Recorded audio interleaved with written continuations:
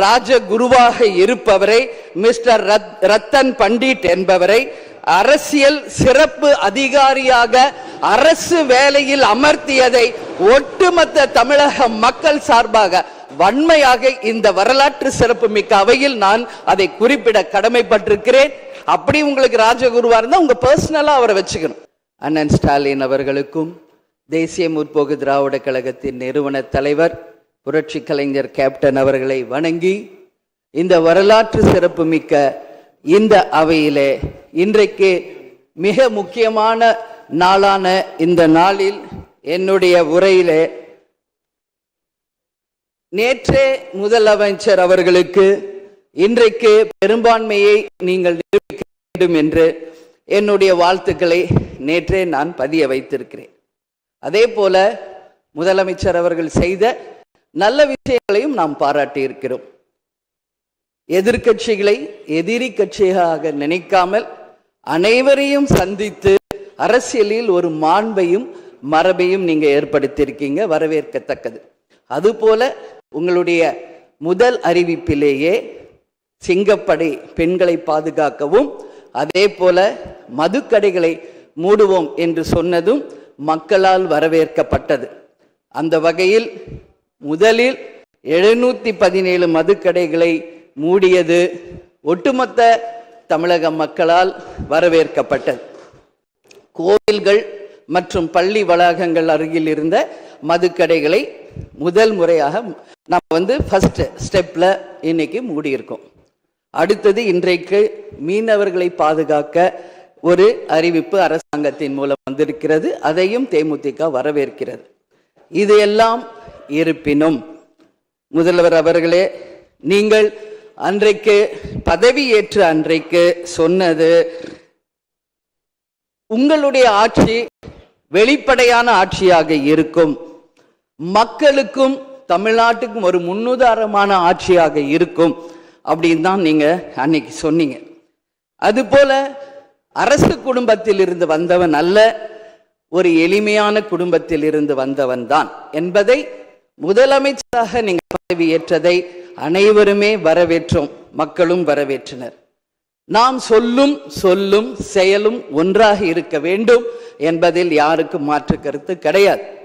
வரலாற்று சிறப்பு மிக்க இந்த அவையில இன்றைக்கு பெரும்பான்மையை நிரூபிக்க வேண்டிய தருணத்தில் முதல் முறையாக மனவேதனையோடு நான் பதிய வைக்கிறேன், இங்கு குதிரை பேரம் நடந்ததாக இன்றைக்கு எதிர்கட்சிகள் அத்தனை பேருமே அதை சொல்லும் பொழுது இதுவரை தமிழக அரசியல் வரலாற்றில் நடக்காத ஒரு விஷயம், அதுவும் இந்த வரலாற்று சிறப்பு மிக்க இந்த அவையிலே இந்த முக்கியமான நாளில் அதை பற்றி பேச வேண்டிய ஒரு நிலையை ஏற்பட்டதற்காக உண்மையில் நான் மனம் வேதனை அடைகிறேன். அதே போல முதலமைச்சர் அன்னைக்கு சொன்னாரு, இங்க முகம் மூடி யாரும் செல்ல வேண்டிய அவசியம் இல்லை, அனைவருக்கும் ஒரு வெளிப்படையான ஆட்சி தான் செய்வோம் என்று. அப்படி இருக்கையில் முதல்வர் அவர்களை சந்திக்க யார் முகத்தை மூடிக்கொண்டு அன்று வாகனத்தில் சென்றார்கள் என்பதை நிச்சயமாக மக்களுக்கு தெரியப்படுத்த வேண்டும் என்பதை இந்த நேரத்திலே நான் கேட்டுக்கொள்கிறேன். ஏன்னா அதற்கு காரணம் குதிரை பேரம் என்றால் இதைவிட ஒரு தலைகுனிவு இந்த வரலாற்று சிறப்பு மிக்க அவையில் எதுவுமே கிடையாது. நிச்சயம் முதல்வர் அதற்கு பதில் சொல்வார் என்று நான் எதிர்பார்க்கிறேன்.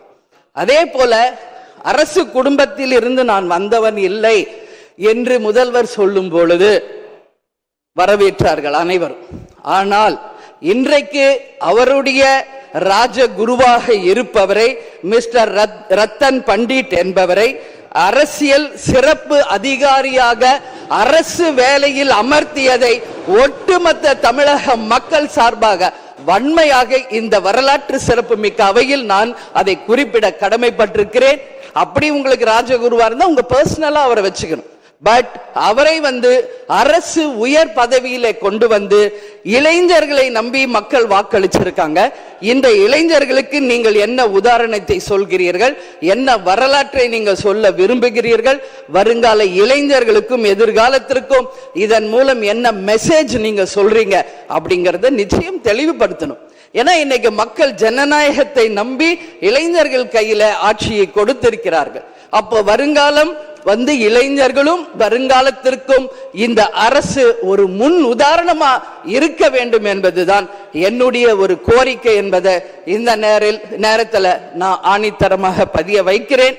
அது மட்டும் கிடையாது, இந்த ஆட்சி மக்களுக்கான ஒரு நேர்மையான ஆட்சியா இருக்கணும்.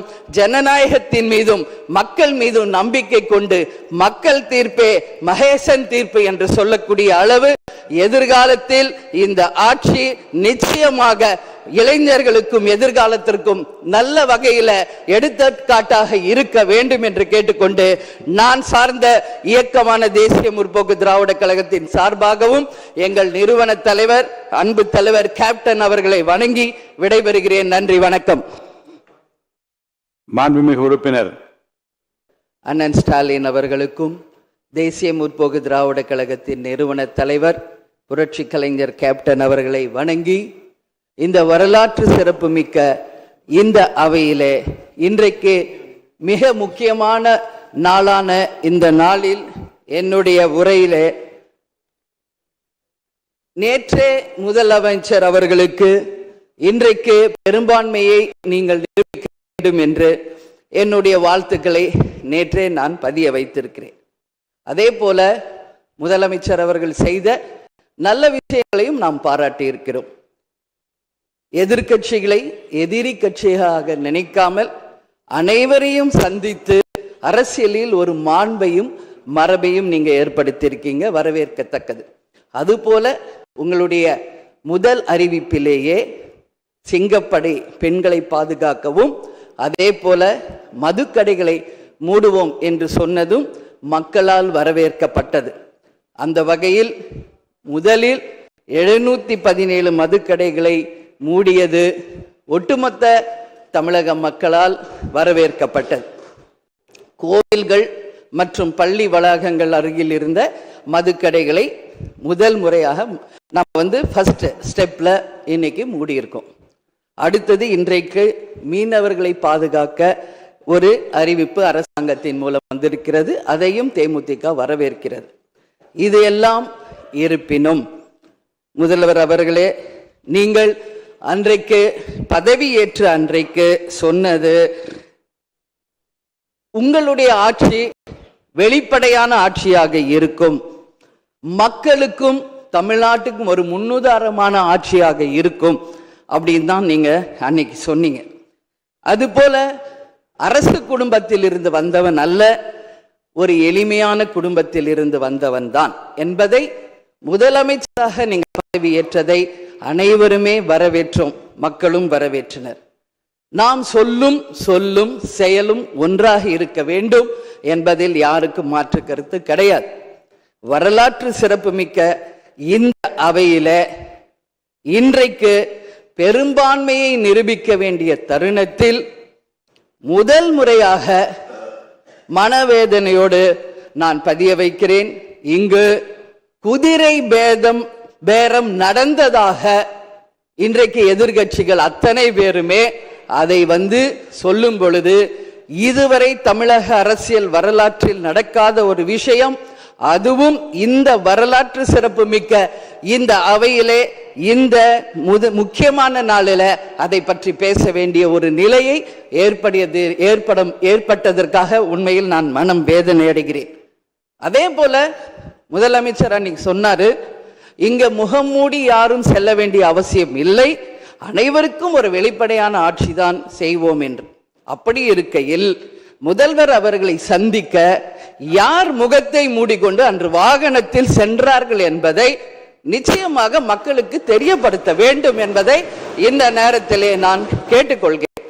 ஏன்னா அதற்கு காரணம் குதிரை பேரம் என்றால் இதைவிட ஒரு தலைகுனிவு இந்த வரலாற்று சிறப்புமிக்க அவையில் எதுவுமே கிடையாது. நிச்சயம் முதல்வர் அதற்கு பதில் சொல்வார் என்று நான் எதிர்பார்க்கிறேன். அதே போல அரசு குடும்பத்தில் இருந்து நான் வந்தவன் இல்லை என்று முதல்வர் சொல்லும் பொழுது வரவேற்றார்கள் அனைவரும். ஆனால் இன்றைக்கு அவருடைய ராஜகுருவாக இருப்பவரை மிஸ்டர் ரத்தன் பண்டிட் என்பவரை அரசியல் சிறப்பு அதிகாரியாக அரசு வேலையில் அமர்த்தியதை ஒட்டுமொத்த தமிழக மக்கள் சார்பாக வன்மையாக இந்த வரலாற்று சிறப்பு மிக்க அவையில் நான் அதை குறிப்பிட கடமைப்பட்டிருக்கிறேன். அப்படி உங்களுக்கு ராஜகுருவா இருந்தா உங்க பர்சனலா அவரை வச்சுக்கணும். பட் அவரை அரசு உயர் பதவியில கொண்டு இளைஞர்களை நம்பி மக்கள் வாக்களிச்சிருக்காங்க. இந்த இளைஞர்களுக்கு நீங்கள் என்ன உதாரணத்தை சொல்கிறீர்கள், என்ன வரலாற்றை நீங்கள் சொல்ல விரும்புகிறீர்கள், வருங்கால இளைஞர்களுக்கும் எதிர்காலத்திற்கும் இதன் மூலம் என்ன மெசேஜ் நீங்க சொல்றீங்க அப்படிங்கறத நிச்சயம் தெளிவுபடுத்தணும். ஏன்னா இன்னைக்கு மக்கள் ஜனநாயகத்தை நம்பி இளைஞர்கள் கையில ஆட்சியை கொடுத்திருக்கிறார்கள். அப்போ வருங்காலம் இளைஞர்களும் வருங்காலத்திற்கும் இந்த அரசு ஒரு முன் உதாரணமா இருக்க வேண்டும் என்பதுதான் என்னுடைய ஒரு கோரிக்கை என்பதை இந்த நேரத்தில் நான் ஆணித்தரமாக பதிய வைக்கிறேன். அது மட்டும் கிடையாது, இந்த ஆட்சி மக்களுக்கான ஒரு நேர்மையான ஆட்சியா இருக்கணும். ஜனநாயகத்தின் மீதும் மக்கள் மீதும் நம்பிக்கை கொண்டு மக்கள் தீர்ப்பே மகேசன் தீர்ப்பு என்று சொல்லக்கூடிய அளவு எதிர்காலத்தில் இந்த ஆட்சி நிச்சயமாக இளைஞர்களுக்கும் எதிர்காலத்திற்கும் நல்ல வகையில எடுத்துக்காட்டாக இருக்க வேண்டும் என்று கேட்டுக்கொண்டு, நான் சார்ந்த இயக்கமான தேசிய முற்போக்கு திராவிட கழகத்தின் சார்பாகவும் எங்கள் நிறுவன தலைவர் அன்பு தலைவர் கேப்டன் அவர்களை வணங்கி விடைபெறுகிறேன். நன்றி, வணக்கம்.